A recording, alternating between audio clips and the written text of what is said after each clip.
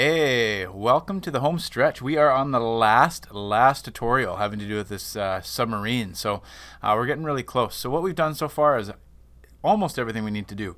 We've animated the periscope, we've animated the rudder, the propeller, we've played around with changing the color of everything. What we want to do next is just to set up the final video of actually the submarine coming into the screen, turning and going out of the screen, as well as making it actually look like it's underwater, because right now our surrounding environment doesn't look like a dark blue water. So essentially that's it, and then we'll render the video and watch it. So let's jump into it.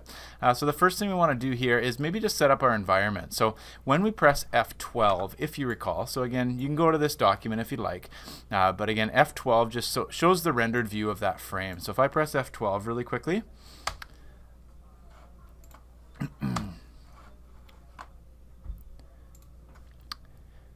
and there you go. So you can see frame 38 or whatever frame this happened to be, well, frame 8 here, looks like this. Okay, and the background's kind of a grayish color. So what I want to do is just change the actual environment that this is in. The environment panel is, I believe, right here. It's called Context World. So if we go to Context World and we just go to our world, all we need to do in this scenario, we're not going to get into too difficult of a background and all these different things. We're just going to edit the color. Okay, so if we go to color here and we choose maybe a dark blue, you may even want to, you can lighten it up if you like. So this is the how bright it is, but just a dark blue color. So there's my color at the moment. I believe if I press F12, it should now look like the background is, yeah, a dark blue. Okay, so now it looks like you're in the ocean. Good enough. We set up the lighting. We're good to go.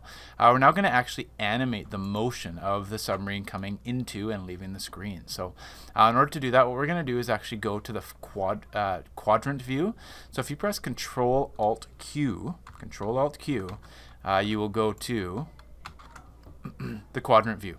So again, we've got the top view, the front view, etc. This is just going to help us with a variety of things. And if this is the only one we can rotate up here. The rest aren't even rotatable.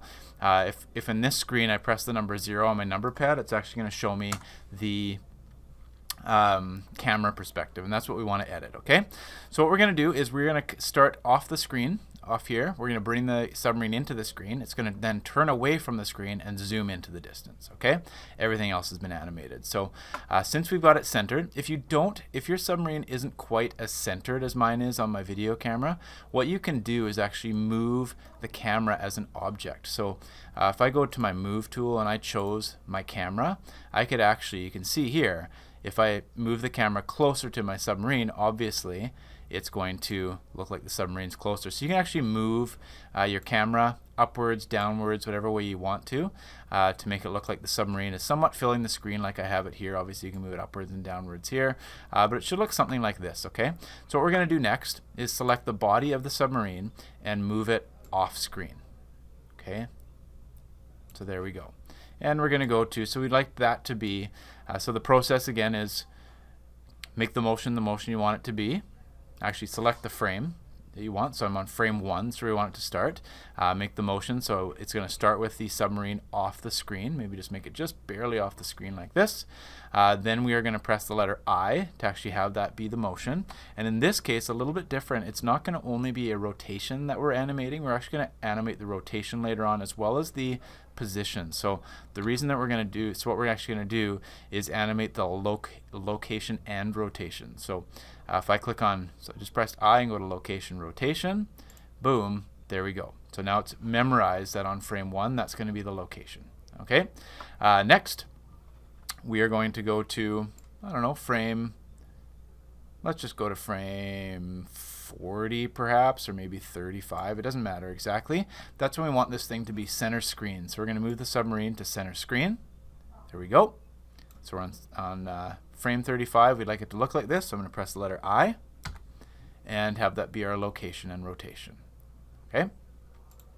All right.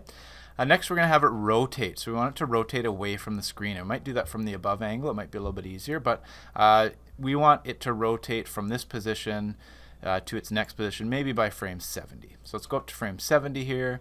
Let's pull out the rotate tool. Let's rotate it away from the screen. So something like this. Okay. And then press the letter I to realize that's where we like it to get to and do a location rotation. Okay. And finally, what we're going to have to do is actually, to make this go straight off the screen, as you see right now, if I go to the Move tool, I can't move it according to the submarine. I can't move it straight ahead. You can see here I can go upwards and this way, but that's not the way that the submarine would move. It wouldn't move to the left and then backwards. It would move straight according to its axes. So what we need to do is actually change the way the axes are set up. So what we're going to do in this scenario now is, see how it's on global. So right now the axes are set so that it's according to the globe or the world. So we've got the X, Y, Z axis in the globe. We actually want to make it so that these toggles or these axes are set to local, to the local object. So if I change it to local, you can see now that these axes now are according to the body of the submarine. So what I can do now is I want it to be off the screen or relatively close to off the screen by frame 100. So we're going to go to frame 100. We are then going to move it. So you can see we want it to be like way out here by frame 100. And then we're going to memorize that location. So I'm going to press I to insert a keyframe. Then we're going to do the location rotation, and theoretically we've done all of the animating. So let's go ahead and watch our video. And it looks like it's done. So there you go. Frame 0, it's off the screen. Frame 35, it's on the screen. Frame 70, it's rotated away. And then frame 100, it's off the screen. Okay, so we've animated it. Beautiful. So now we want to see our actual video. We're just going to render the video. So in order to render the video, what we're going to do, and if you made mistakes, obviously ask for help or just go back and look at the video again.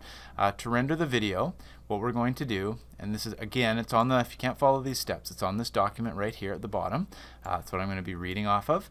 So we're going to select the Output tab. So it's this one right here. And we don't want to output, I think the default is that you're outputting it maybe as a PNG or something like that. We would like this to be an actual video. So what we want it to do is take 100 pictures of our video. So that's called an AVI JPEG. So the type is going to be an AVI JPEG. Then we would like to output it. Now don't output it. If you're in at Walnut Grove Secondary and have a student drive, you don't want to output it to your student drive. It might lag or it might actually freeze your computer because this takes quite a process. We just want to actually output it to your desktop. So click on the folder right here. Okay, and then we can go into your system. We can go straight into, so we don't need the volumes. It's in your C drive, but we're going to go straight into your desktop here and just save it in your desktop. Okay? And I'll save it as Blender. I'll hit accept. And we should now, I believe, select render from the top menu of Blender. So if we go to the top menu of Blender and select render, and I believe we can click on render animation. So it's going to go to our desktop. I'm rendering the animation. You're going to see here it's going to make 100 pictures of the video. And once that's done, so I'm currently, it takes quite a process. So I'm currently on frame 7, frame 8, so it's going to take 100 pictures, and then the process will be done, okay? So that's basically it. So I'm going to actually leave the video here. If you're rendering your video, I'm not going to talk you through the whole thing. You should, after this process is done, you should have a video on your desktop.